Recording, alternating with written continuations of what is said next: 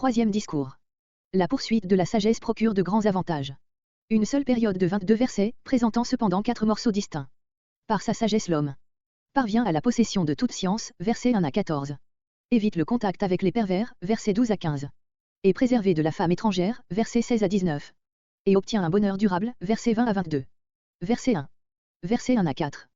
Progrès constant du premier de ces versets au dernier, recherche toujours plus ardente de la sagesse. Verset 5. Alors tu comprendras la crainte de l'Éternel. On s'attendrait à trouver mentionné ici la sagesse, qui est l'objet des recherches décrites versets 1 à 4. Mais il faut se rappeler que le commencement de la sagesse est la crainte de l'Éternel, Proverbe 1.7. Verset 6. Versets 6 à 8.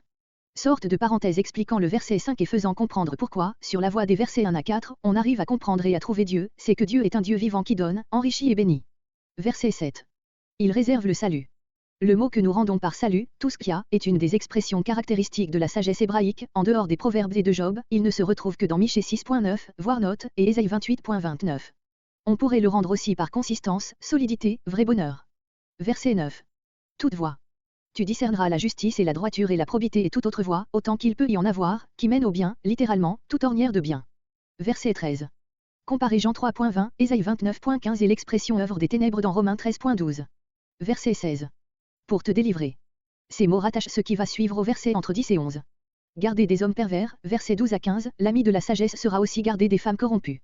De la femme d'autrui, de l'étrangère, non pas des femmes israélites vouées à la prostitution, mais des Israélites mariés devenant infidèles à leurs époux, verset 17, début, et à leur Dieu, verset 17, fin. Verset 17. L'alliance de son Dieu. Voir Malachie 2.14, note. Verset 18. Les ombres. Voir Ésaïe 14.9, note. Verset 20. Pour que tu marches, troisième résultat, voir verset entre 11 et 16, de la pratique de la sagesse.